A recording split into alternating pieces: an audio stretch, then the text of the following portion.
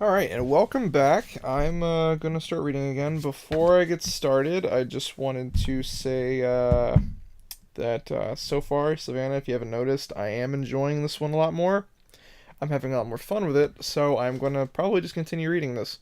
Also, I'm also doing this the same night, and I don't know when I'm gonna stop, so I said I was gonna do chapter 1 and 2, but I'm also a dirty liar, so me. But I'm just kidding. But anyways, yeah, I'm gonna keep going and see how far I really want to get. But who knows? I hope you guys have fun. Chapter 3, Red Sake. Uh, Masura. Wait, sorry, Masaru squinted through the pall of greasy smoke at the cards in front of him. The dealer watched him through half-closed lids. A black blue wreath coiled in the air around his head. Masaru lifted his pipe and inhaled another lungful of lotus. "Don't let the dragon steer the ship, my friend," whispered Akihito. Akihito. It was the traditional warning for a lotus smoker about to make a very bad decision. Masaru exhaled, tendrils of smoke wafting up through his graying mustache, past bloodshot eyes. He took a sip of red sake and turned to his friend, eyebrow cocked. Akihito was a mountain carved out of solid teak. What does that mean?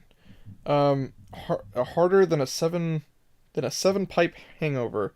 His hair was drawn back in diagonal cornrows across his scalp, blonde streaks bleached through the black.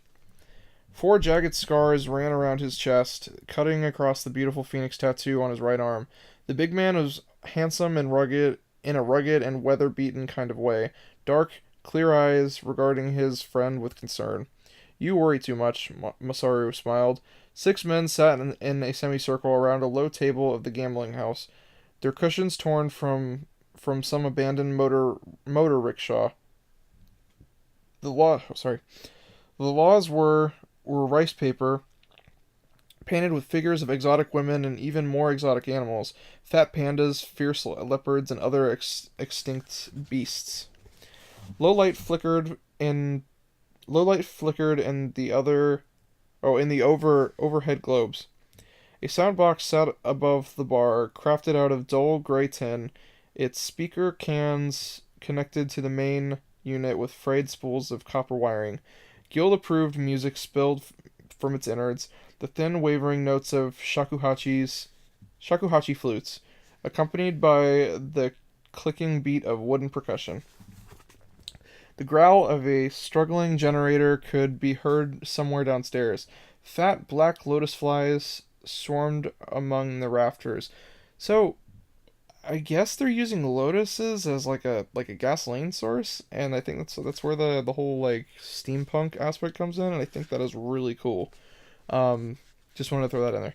Um, each man had each man had stripped it to his waist in the sweltering heat, displaying a myriad of Irizumi tattoos and all colors of the rainbow. A few of the players were Tiger Clansmen, sporting ink from the hands of minor artisans that marked them as men of moderate means.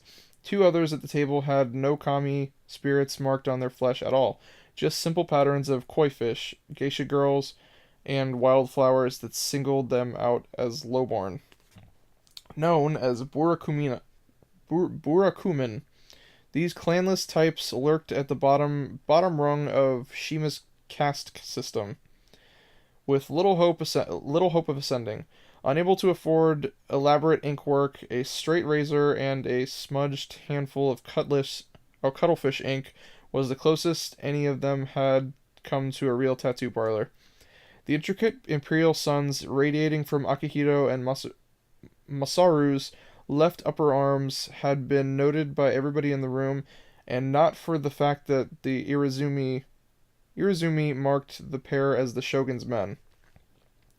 There was no shortage of desperate folk in the streets of Downside, some perhaps even desperate enough to risk Yoritomo no Miya's wrath, and the simple fact was that the more elaborate a man's ink, the fatter his purse was likely to be. Hushed conversations could be heard from the thugs and lowlifes skulking at the other tables.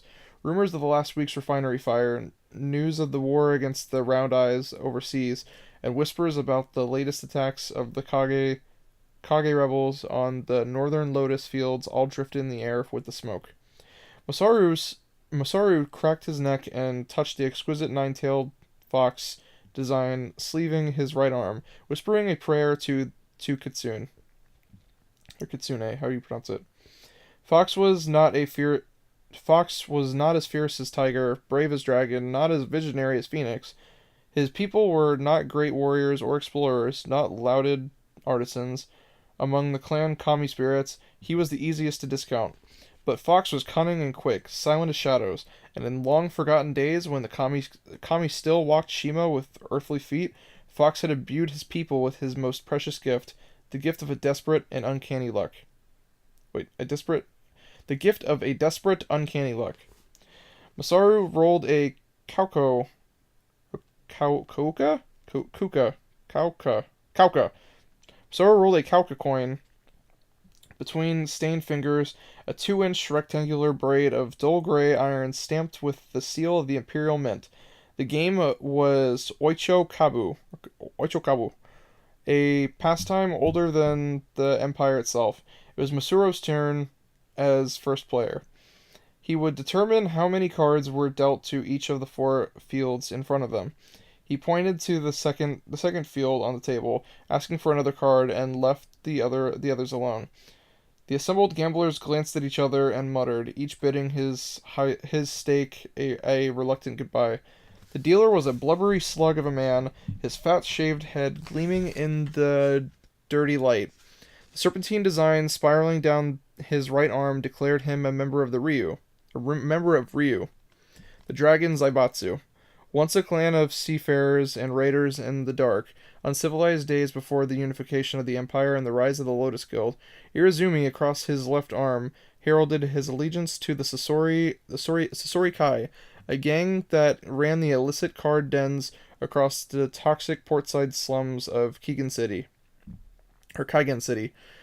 To find a blooded clansman among the Yakuza gangs was a rarity, but from the quality of the dealer's ink, the syndicate of cutthroats, pimps, and extortionists was doing very well for itself.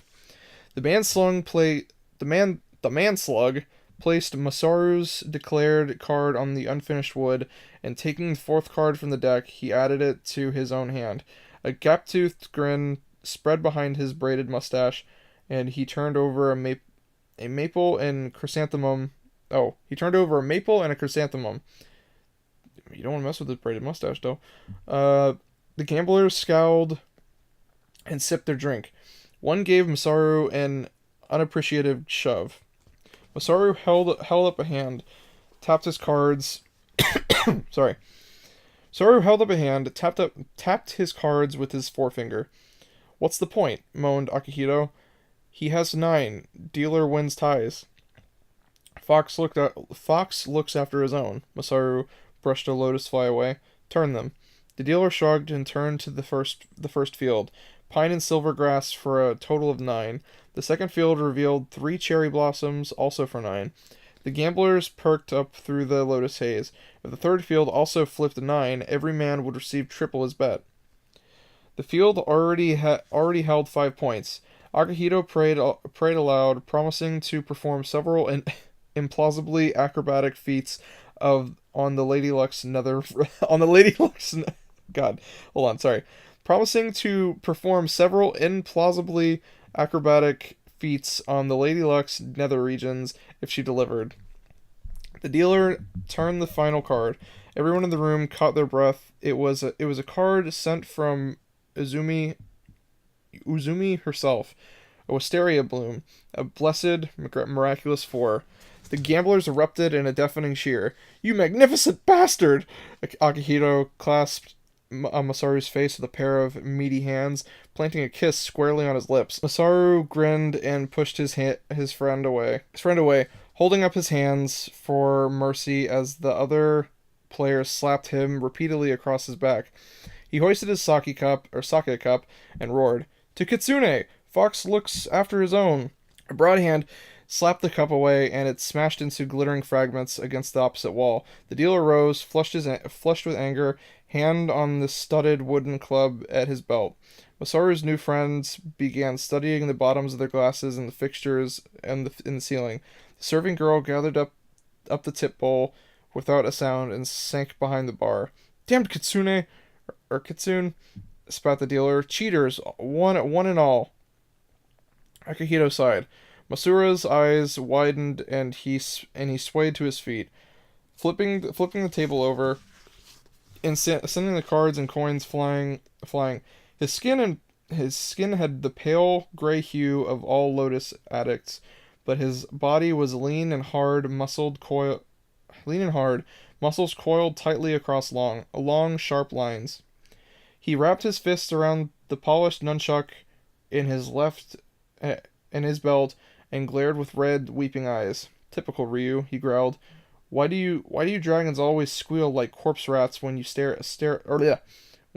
Why do you dragons always squeal like corpse rats when you start to lose? Bastard foxes. You cut the god's damn deck. Another insult to Clan Kitsune, and I'll do the same to my face. The dealer raised an eyebrow. I mean your face. Masaru blinked, stumbling slightly. You can barely stand, old man, the thug sneered, glancing down at the nunchuck. You really think you can swing a pair of those? Masaru paused for a moment, eyes roaming the dirty ceilings. Good point. He nodded and introduced his fist to the dealer's nose. Yukiko walked up to the entrance of the gambling den, took a determined expression from the rack and slapped it on her face. Took a determined expression from the rack. Oh, okay. She paused to frowned up at the noonday sun, its sickly red glare reflected on her goggles. A skyship sputtered through the perpetual haze of the Lotus exhaust fumes overhead, dull light glinting off its filthy smoke-stained hull. She wore an outfit of sturdy gray cloth, unadorned save for a small fox embroidered on the breast, cut simply for the sake of utility. An uwagi tunic covered her from neck to mid thigh, open to the throat.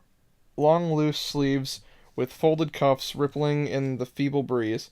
An obi sash of black silk was wrapped tight around her waist, 6 inches wide, tied in a simple bow at the small of her back. A billowing pair of hakama trousers trailed down to her feet, which were covered by a pair of split-toed tabi socks. Long hair flowed through her shoulders, midnight black against pale, smooth skin. A gray kerchief was tied over her mouth.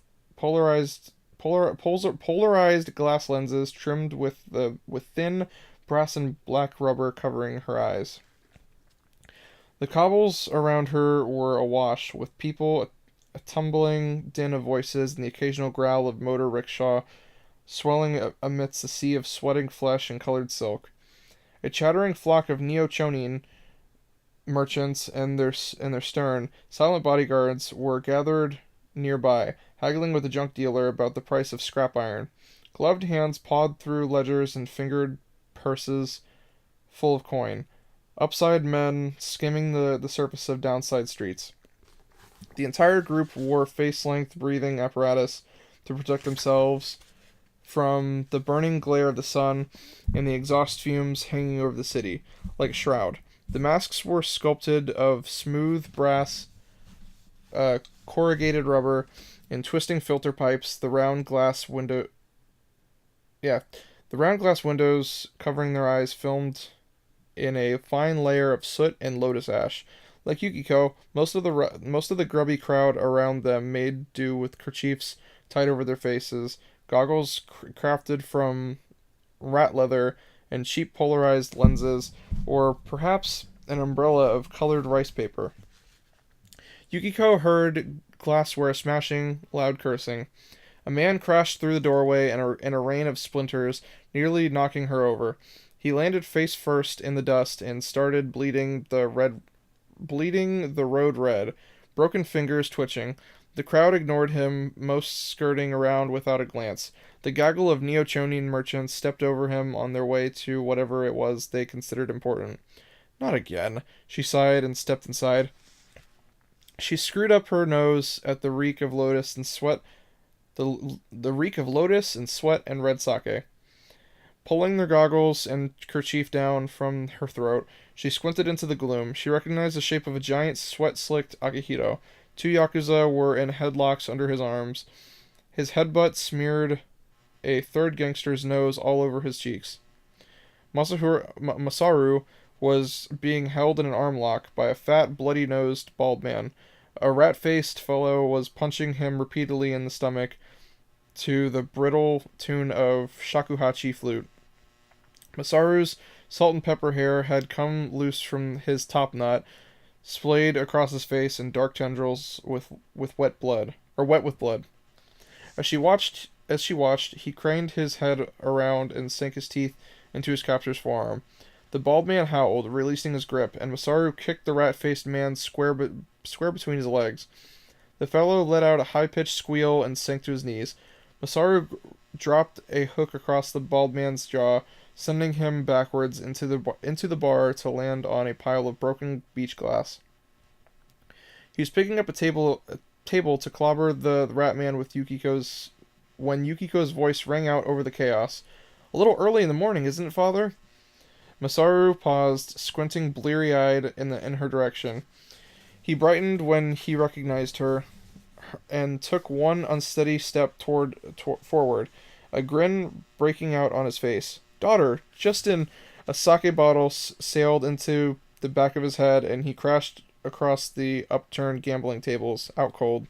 The bald man picked up his war club from the wreckage and stalked toward Masaru, wiping his bleeding nose on the back of one fat, greasy paw. Yukiko stepped forward and held up her hand.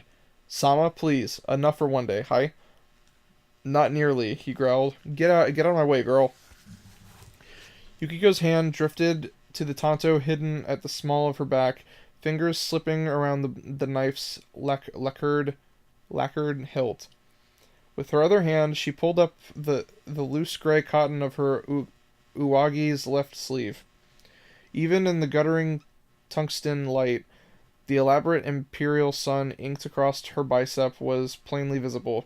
Her long, shady eyes glanced down to the identical tattoo on her father's arm, then back up to the face of the advancing yakuza. "Please, Sama," she repeated, the barest flicker of warning in her voice.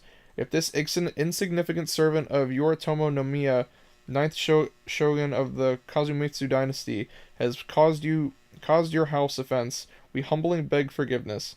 The fat man paused, breathing heavily, drool and blood dripping down through his goatee to spatter on the floorboards.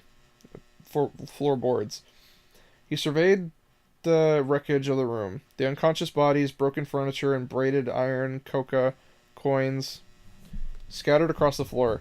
The serving girl peeked over the bar, squeaked, and dropped back into hiding. The fat man pouted, brow creased in thought. "We keep his winnings," he finally grunted, motioning to her father with the business end of his tetsubo. "Call it even?" "That is more than fair." Yukiko gave a small bow, releasing her grip on the knife. "Amaterasu bless your kindness, Sama."